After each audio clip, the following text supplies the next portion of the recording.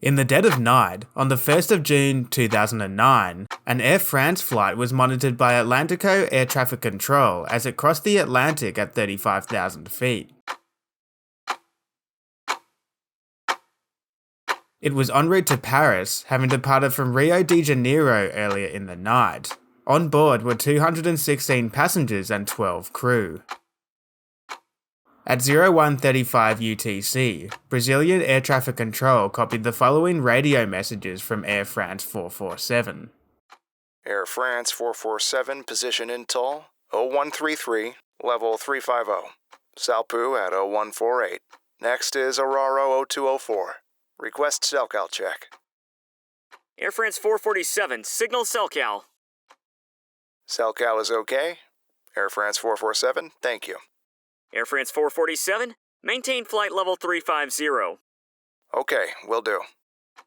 These radio calls were providing air traffic control with estimates for the flight's upcoming waypoints, as it commenced its crossing over the Atlantic. At waypoint Tassel, the flight was expected to contact Senegalese air traffic control for further clearance. There was some weather en route, as thunderstorms built up along the intertropical convergence zone, but no major diversions were expected. As the time ticked past 0220, controllers awaited a position report from Air France 447 for Tassel, however nothing was heard. Numerous attempts were made by controllers to contact the flight, but it had seemingly vanished, and when estimated to be entering radar coverage, it didn't show up. Meanwhile, Air France staff had attempted to contact the flight via satellite phone, but received no response. They also received failure messages in their maintenance centre, indicating there had been problems with the aircraft's pitot tubes, as well as warnings to do with the flight controls. At 0523 UTC, Atlántico Air Traffic Control triggered the search and rescue process, beginning with an uncertainty phase regarding Air France 447's position. Over the following 9 hours, crisis groups were set up, initial search positions were defined, and search aircraft were launched, hoping to find the lost plane and rescue any survivors. In the following days though, floating debris was found in the vicinity of Flight 447's last known position, shifting the rescue effort to a recovery mission. And on the 6th of June, investigators confirmed that the flight had indeed crashed, killing everyone on board. While the floating debris was found quickly, it would prove a much greater task to find the main wreckage of the downed plane. An initial 40-mile radius was used to focus search efforts, with assets including echo sounders and autonomous underwater vehicles deployed. After months of searching, an area of nearly 6,300 square kilometers was covered, but no sign of the wreckage was found. Coming up to 2 years following the flight's disappearance, a further phase of underwater searching began on the 2nd of April 2011, and this time it proved successful. It detected sonar images of aircraft components on the sea floor, close to the flight's last known position. Air France 447 had finally been found. The aircraft wreckage was relatively intact, so investigators could conclude that it hit the water with a pitch-up attitude, in a slight bank with high vertical speed. Along with the wreckage, the 2 black boxes were also retrieved, and despite some damage, almost all the data from the cockpit voice recorder and flight data recorder was recovered, meaning we could finally piece together what happened on the fateful flight. Air France 447, position intel, 0133, level 350. Salpu at 0148. Next is Araro 0204.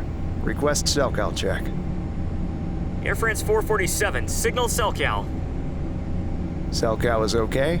Air France 447, thank you. Air France 447, maintain flight level 350. Okay, will do. So we've got a thing straight ahead.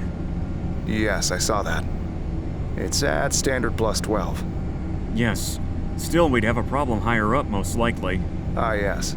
It went up slightly earlier. It was at 348, the optimum. Yeah. It's snowing. We pick up the voice recorded transcript just as the crew are making their radio call to Atlántico Air Traffic Control. In the left seat is 58-year-old Captain Marc Dubois. He joined Air France in 1988 and has almost 11,000 flight hours. In the right seat, flying the plane, is First Officer Pierre-Cedric Bonin, relatively new to the company with 2,936 hours, while another First Officer is currently in the crew rest, David Robert. He is more experienced, with 6,547 flight hours, and will soon take over from the captain, who will take his allocated rest period for the long-haul flight. After updating ATC with their estimates, the crew's attention turns to the upcoming weather conditions.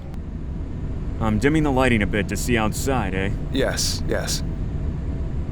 Ah, yes. It looks like we're entering the cloud cover. Yeah, there's turbulence. It's going to be a bit hot for 370. It'll change north of the equator, I think. Yeah, it should start to go down again. It's going to be turbulent when I go for my rest. The aircraft has entered an area of turbulence caused by the Intertropical Convergence Zone, or ITCZ, where the north and south trade winds converge near the equator, generating unstable air and convective activity. The plane could climb to 37,000 feet to get over the cloud and turbulence, but with warmer than usual temperatures, it doesn't have the performance to reach that altitude. The highest level that the plane can climb to is known as Rec Max, and it's displayed on the PFD. Plus 10. It's already warmed up by 2 degrees. You see the Rec Max. It's changed to 375. Well, right. I'll wake him up. I'll turn up the lights a bit. You're doing the landing, right? So he's gonna take my place. Yeah.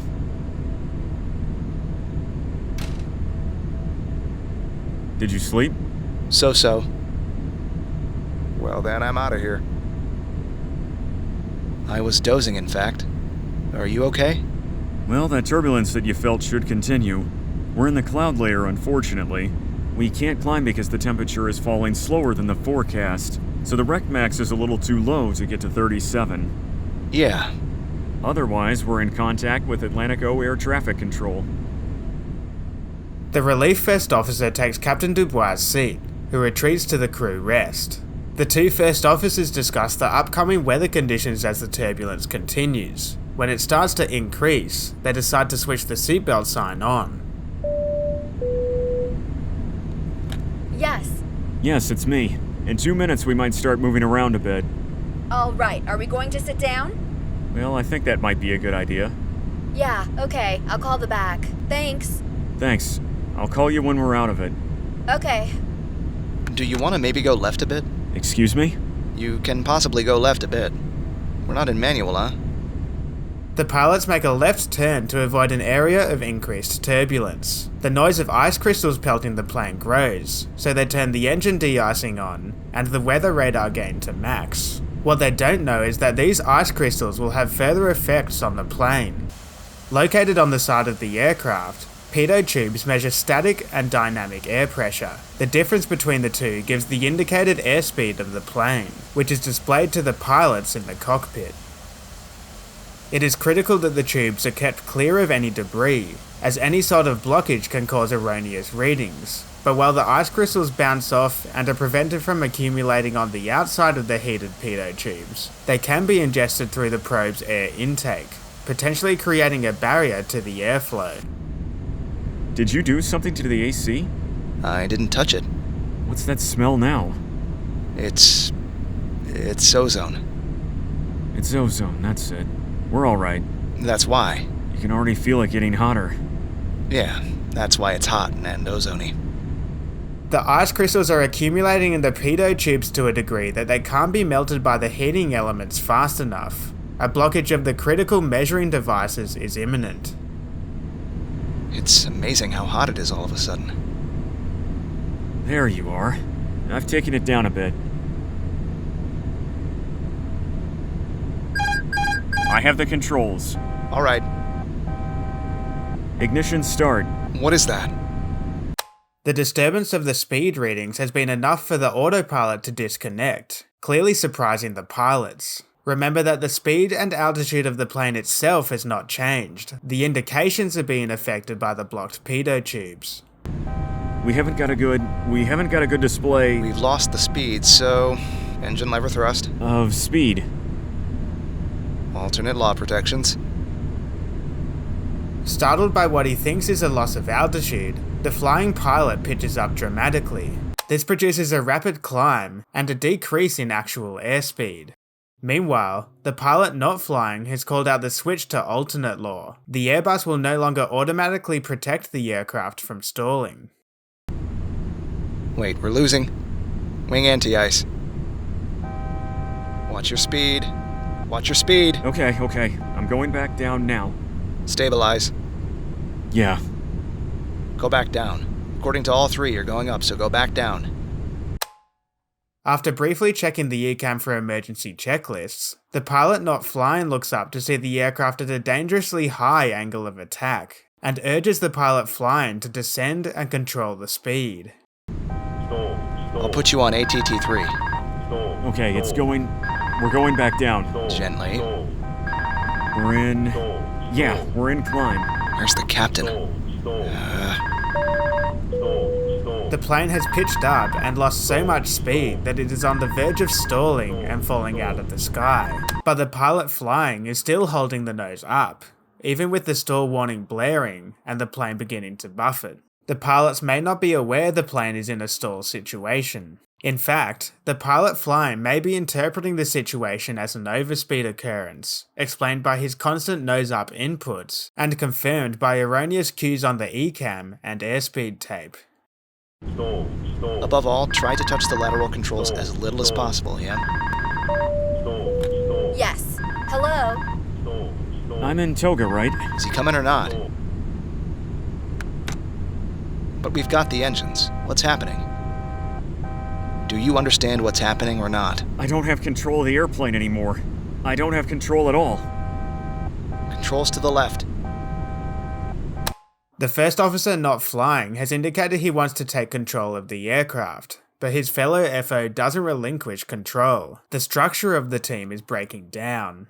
Meanwhile, the captain is about to return to the cockpit. He has already experienced violent vibrations and buffeting, and will be met with a chaotic environment. The aircraft's pitch attitude at 15 degrees, oral warnings blasting through the speakers, and strained voices of his fellow pilots. It will be a difficult situation for him to assist.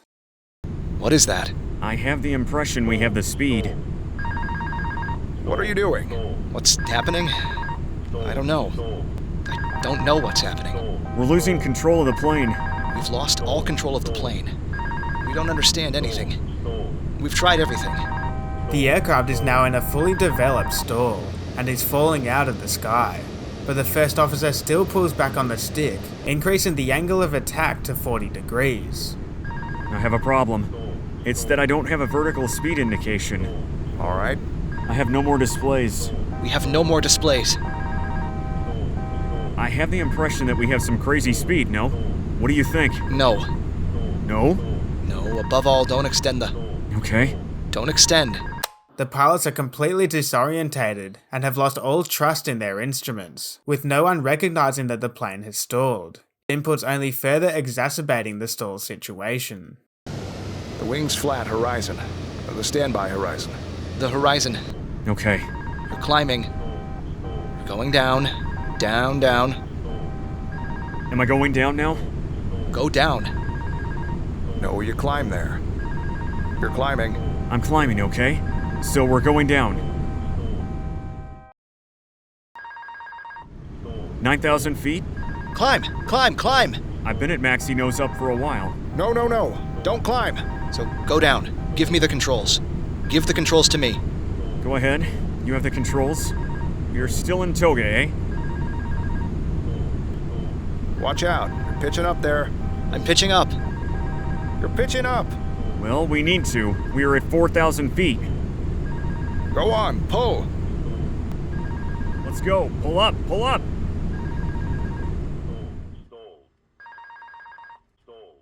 The doomed airliner plummets into the ocean, killing everyone on board, never to be seen again by air traffic control, and not to be found for almost 2 years.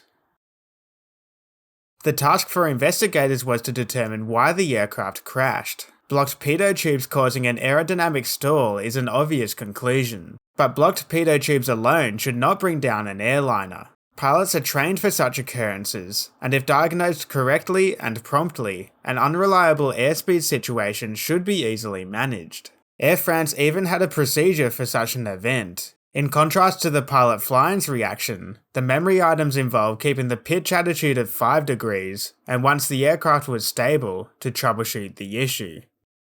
So why did the flying pilot react so incorrectly? And further, why did he hold the nose up for so long? The accident report supposes that the occurrence of the failure took the pilots by complete surprise, in a phase of flight where workload is usually low. This led to the over-controlling by the first officer flying, who sharply pitched the nose up. It's hard to know exactly what was going through the pilots' heads. It is likely though, that they never identified the failure as a simple loss of airspeed indications, as the pilot flying overreacted and destabilized the flight path, while the pilot not flying got lost in the ECAM messages and directions to his fellow crew member. As the plane began to drop, the stall warning sounded almost continuously, and was surely an obvious indication to the pilots of the aircraft's state. Again, it is hard to comprehend how a pilot would ignore such a blatant and obvious warning. The accident report stated that the crew accorded a minimum level of legitimacy to the stall warning, as it did not fit the crew's pre-built model of what a stall looked like, as practiced in the simulator, where stall recovery was practiced from straight and level flight.